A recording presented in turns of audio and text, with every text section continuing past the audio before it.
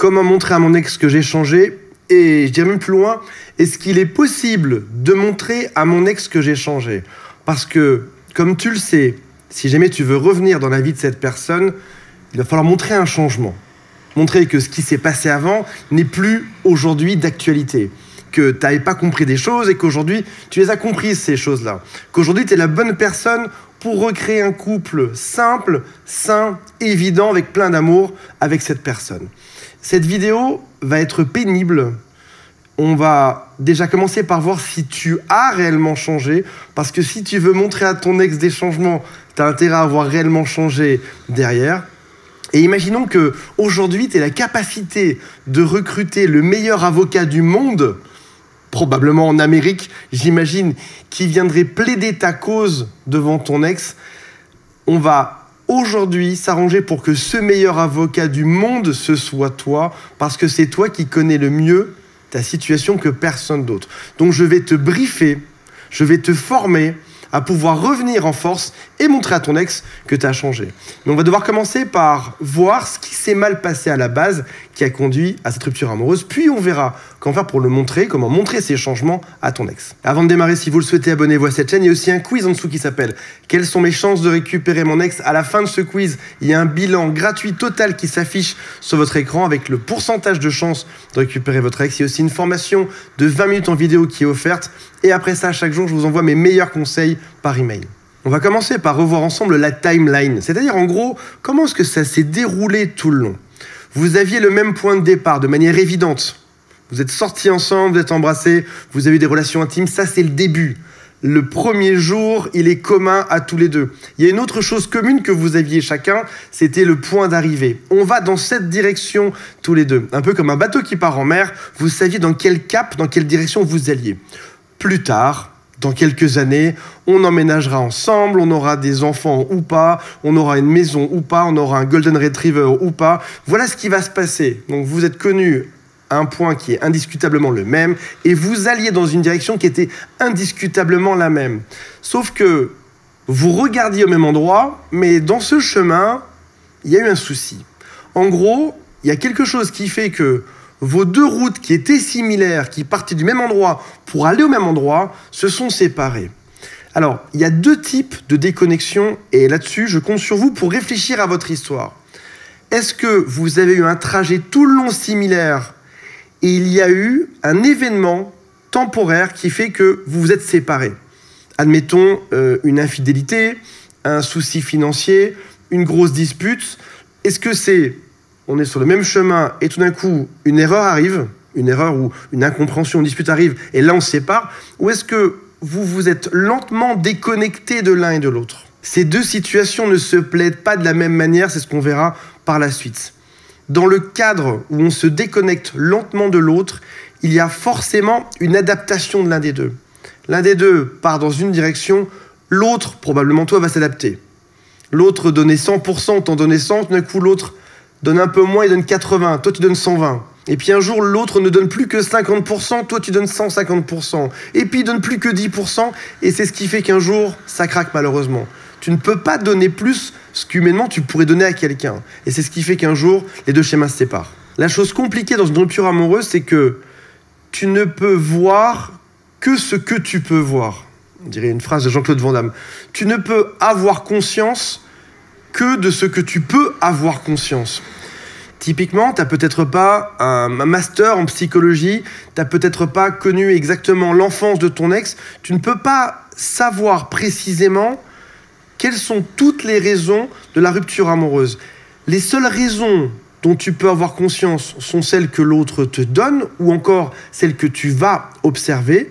Mais il y a une grande partie de l'équation que tu ne vois pas là-dedans. C'est pour ça que je ne saurais que trop vous recommander de passer par un professionnel, que ce soit par les gens de mon équipe, par un thérapeute, un psychologue ou même par des livres. Renseigne-toi pour comprendre ce qui s'est passé.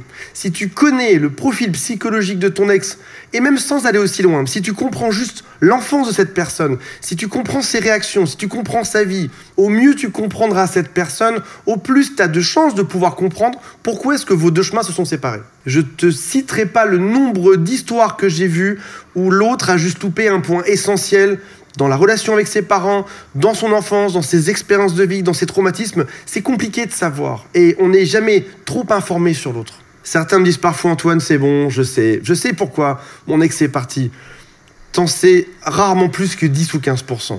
Et encore, souvent, l'autre te donne des excuses surfaciques qui ne sont pas exactement les vraies excuses de la rupture amoureuse. Creuse aussi profond que tu peux, cherche autant que tu peux pour savoir précisément à qui tu as affaire. Pourquoi est-ce que vos chemins se sont séparés? Une fois que c'est fait, prends du temps pour faire le silence radio. Comme j'en parle dans chacune des vidéos sur cette chaîne, le silence radio, c'est le moment de l'apaisement. On va faire un petit test ensemble. Je vais te montrer l'échelle de conscience du docteur Hawkins et je vais te laisser me dire, soit en commentaire, soit dans ta tête, à quel niveau tu es aujourd'hui. J'adore ce graphique parce qu'il met des mots et des termes sur un ressenti.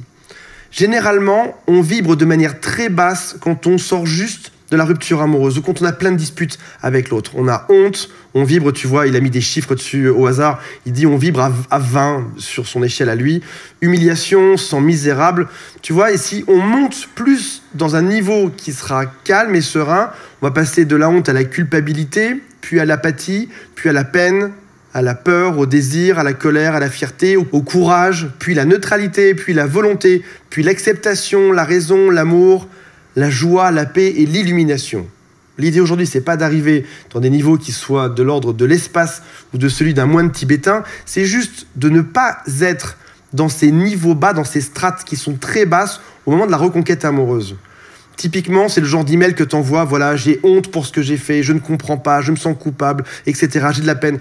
Récupérer quelqu'un avec de la peur ne sera jamais un bon moteur. Ça ne peut pas fonctionner. Tu ne peux pas recréer un couple si jamais tu es dans ces bas niveaux de vibration. Si on ne regarde pas les niveaux mais les émotions, on voit à droite qu'il y a tout en bas humiliation, reproche, désespoir, regret, angoisse. Et puis là, on commence à arriver dans le vert. Envie, haine, mépris, affirmation, confiance, optimisme, pardon, compréhension, respect, sérénité, béatitude, être indicible à la fin. Et pareil sur les visions de la vie. On se dit, ma vie est misérable, ça ne vaut rien sans cette personne, sans mon ex. Puis malveillante, puis sans espoir, tragique, effrayant, décevant, antagoniste, exigeant, possible, satisfaisant, plein d'espoir, harmonieux. La vie a du sens, je suis dans un mode de bienveillance, je suis dans une vie qui est complète et parfaite. Si jamais tu récupères ton ex dans un niveau bas, tu peux être sûr que ce sera la catastrophe. Attention, hein, il ne faut pas qu'il n'y ait que toi qui soit dans un niveau qui soit un peu plus haut, il faut que l'autre le soit aussi.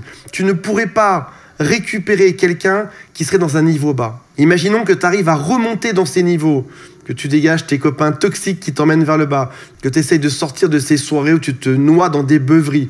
Tu arrives, toi, à passer des niveaux bas à des niveaux qui sont beaucoup plus hauts, où tu finis par avoir de l'optimisme et de la confiance en toi.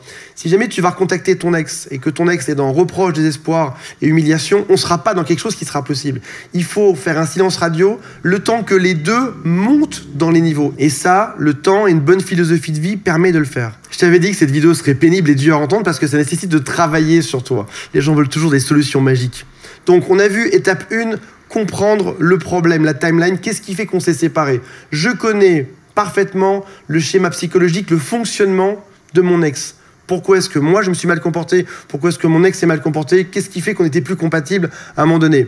On a fait un silence radio le temps de l'apaisement et on va enfin en arriver à plaider sa cause au bout de 3 semaines, 3 mois. On va prendre le temps et plein de coachs, plein de livres, plein de vidéos te conseilleront de publier des stories pour montrer que ta vie est géniale, d'en parler à tes amis ou aux amis communs que vous avez, de changer de vie. C'est bien, mais c'est de la manipulation. Je vais vous donner un exemple très concret. Prenons un exemple qui serait une caricature.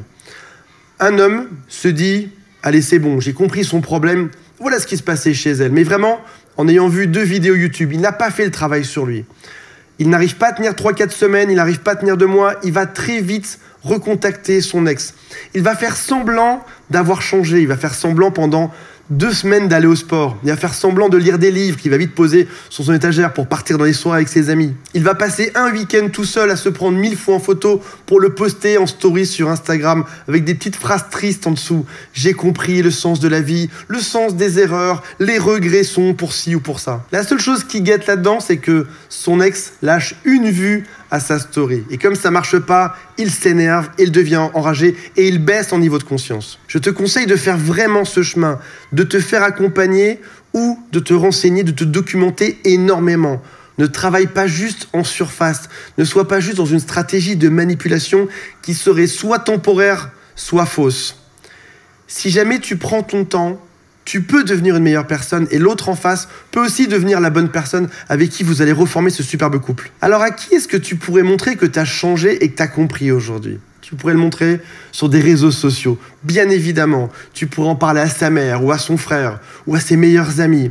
Tu pourrais parler dans la ville en montrant que tu as changé, que tu es différent. Mais il y a une personne à qui tu pourrais montrer précisément que tu as changé. Cette personne, c'est ton ex. C'est fini ce temps de manipulation, de stratégie. Aujourd'hui, on arrive dans un monde où on veut du vrai. Tu as le numéro de téléphone de ton ex, si tu n'es pas trop bloqué. En général, on peut toujours se contacter d'une manière ou d'une autre. Et tu devrais, au bout d'un certain temps, quand tu sens que tu as vraiment compris, quand tu sens que tu as évolué et que tu es en paix avec toi-même, tu devrais réellement passer un coup de fil à ton ex, appeler cette personne.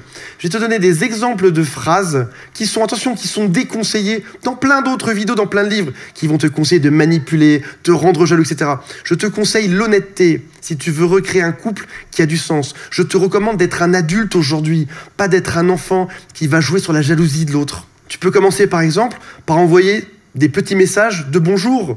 Comment vas-tu? Quoi de neuf? Bonjour. Encore une fois, plein de gens me diront mais jamais de la vie je me rabaisserai à dire bonjour. Les êtres humains commencent par des petites discussions. Les êtres humains commencent par se dire bonjour et à demander comment ça va. Tu devrais faire exactement la même chose pour ton ex sans chercher une stratégie qui soit immensément compliquée. On est des humains normaux, on va avoir une bonne discussion ensemble. On commence par du small talk, par de la petite discussion. Comment vas-tu? Est-ce que t'as pas trop chaud, trop froid? Comment va ton père, etc. Envoie des phrases classiques parce que l'être humain marche comme ça. Une fois que c'est fait, tu peux très bien donner des excuses pour ce que tu as fait. Dire que tu as compris beaucoup de choses, que tu t'es mal comporté, que tu n'avais pas compris certaines choses et t'excuser pour ta partie. C'est pas le moment de s'excuser pour sa partie à l'autre, c'est le moment de t'excuser pour ta partie. Voici ce que j'ai réalisé. Même si ce n'est pas des excuses, tu peux juste dire ce que toi tu as compris là-dedans. Voici ce que j'ai compris aujourd'hui. Voici pourquoi est-ce que je me sens mieux dans ma vie. Voici pourquoi est-ce que je suis plus équilibré. Voici pourquoi est-ce que j'ai une meilleure vibration si on revient sur le schéma de Dr. Hawkins de tout à l'heure. Ensuite, tu peux très bien avoir ce qui s'appelle de l'écoute active. En gros, tu vas écouter l'autre. Beaucoup de gens pensent qu'ils doivent démontrer à l'autre que c'est maintenant les bonnes personnes. Non, non. Tu fais ta part, tu t'excuses et tu écoutes ce que l'autre a à dire, ce que l'autre a éventuellement à te reprocher. Comment est-ce que l'autre voit la situation? Écoute, et l'écoute active, c'est de poser les bonnes questions pour que l'autre se livre plus. Tu devrais être non pas l'acteur, mais le caméraman, celui qui observe la situation.